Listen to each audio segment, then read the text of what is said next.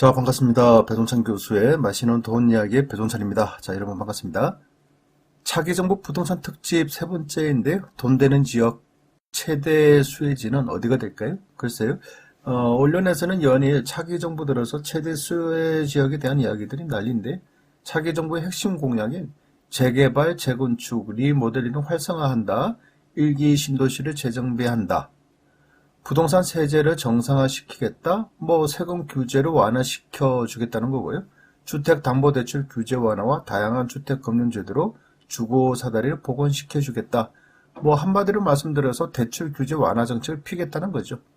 그렇다면 전국을 또다시 빨갛게 물들 가능성, 그럴 가능성이 좀 있어 보인다는 얘기입니다. 따라서 수도권 주택 매매 거래량 및 가격지수 변동률이요, 그동안 겨우 잡혀가고 있는 분위기에서 아마 다시 꿈틀거릴 가능성이 높아졌다라고 말씀을 드릴 수 있을 것 같아요. 마치 2021년 작년 4월달 서울시장 보궐선거, 그렇죠? 서울시장 보궐선거 전까지만 하더라도 서울의 매매 전세 가격 지수가, 그렇죠, 하락하는 분위기였죠. 하락하는 분위기였는데, 작년에 서울시장 보궐선거 그 이후에 서울의 재개발, 재건축 풀겠다라는 기대감 때문에 작년 4월 달부터 또 얼마나 또 상승하였습니까? 그렇죠. 작년에 상승한 이유는 이유로 본다면 한 가지밖에 없겠죠. 재개발, 재건축 풀어주겠다. 여기에 대한 이슈, 요런 이슈를 해가지고 또다시 급등을 했습니다. 물론, 작년 8월 달 본격적인 금리 인상으로 인해서 전국 매매 가격은 이처럼 하락하였지만, 아무래도 서울시장과 대통령이라는 자리는 다르지 않습니까? 따라서 서울시장 보궐선거에 의해서도 부동산 가격이 올랐는데, 이건 대통령 선거 결과 또한 대통령 당선인의 부동산 공약 또한 부동산 정책을 완화시켜주겠다, 풀어주겠다는 정책, 민간에 맡기겠다는 정책이지 않습니까? 그러다 보니까 당분간은 이러한 부동산 시장에 좀 꿈틀거릴 수 있는 가능성, 그럴 가능성이 좀 많아 보이고요. 이러한 가능성 또한 좀 오래 갈 것으로 보인다는 얘기입니다. 그렇다면 이러한 분위기에 상승할 지역, 돈 되는 지역, 최대 수혜지 이 부분들에 대해서 많은 분들이 좀 궁금하게 생각하실 것 같은데요. 제가 보는 점은 이러합니다. 첫째, 관심을 가지만한 지역은 서울의 재건축 단지가 되겠죠.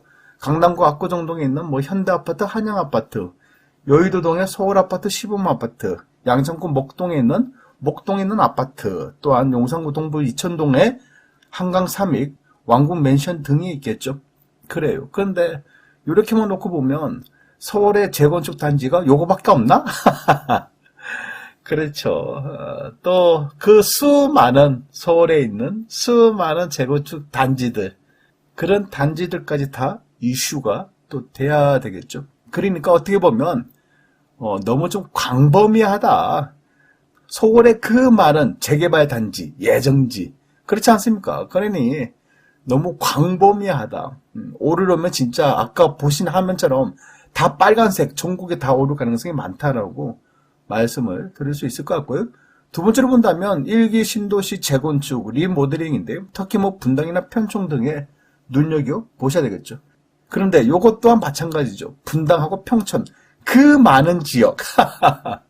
그래요. 이런 지역도 다 재건축 대상이고 리모델링 대상이라는 거죠.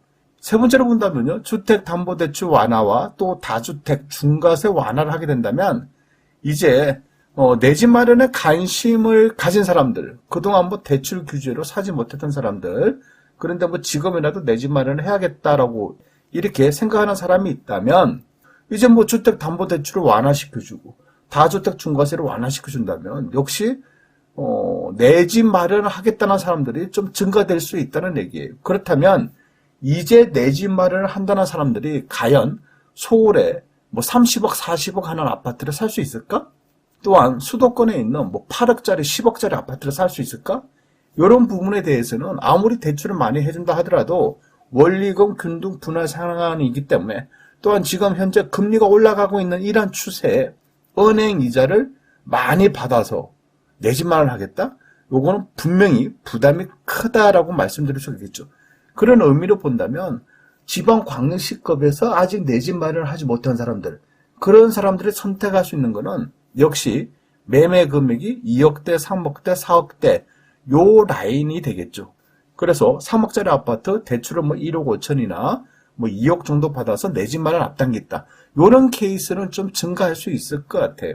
여기에다가 다주택자 양도소득세 중과세, 취득세 중과세 만약에 완화를 해주거나 폐지를 하게 된다면, 그렇죠?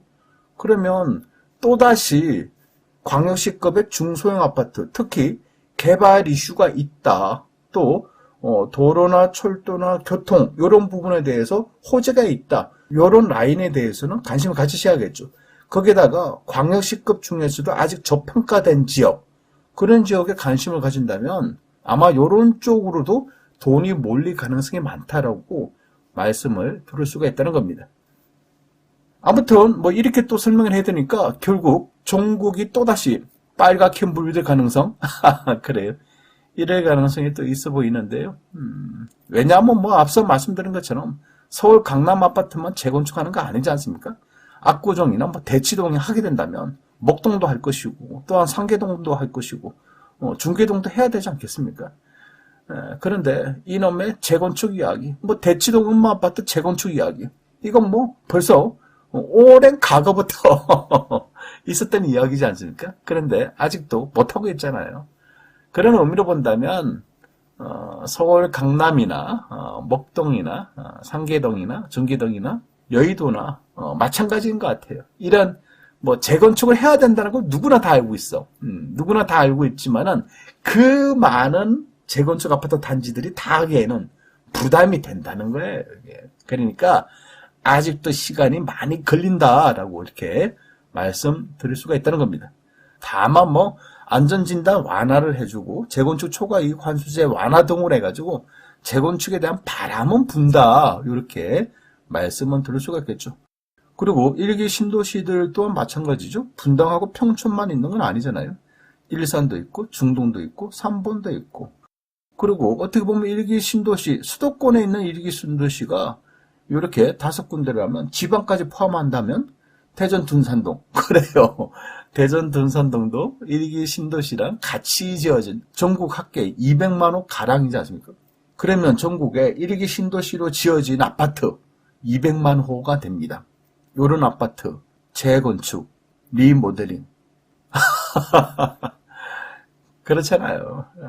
어떻게 보면 이제 시작해 보겠다는 의지의 표시다라고 이렇게 말씀드릴 수 있을 것 같고요. 아마도 이런 공약이 구체화되기 위해서는 꽤 많은 시간이 필요할 것으로 보인다는 얘기입니다. 결국 부동산 시장에는 부동산 규제 완화라는 훈풍은 불겠지만 그러한 훈풍이 과연 금리 인상의 벽을 어떻게 넘을 것인지, 또한 차기정부 5월 10일 날 구성이 되면 어떠한 부동산 대책을 내놓을 것인지에 대한 실증적인 분석이 필요한 시기라고 봐야 되겠죠. 이상까지 배종찬 교수의 맛있는 도움 이야기였습니다. 감사합니다.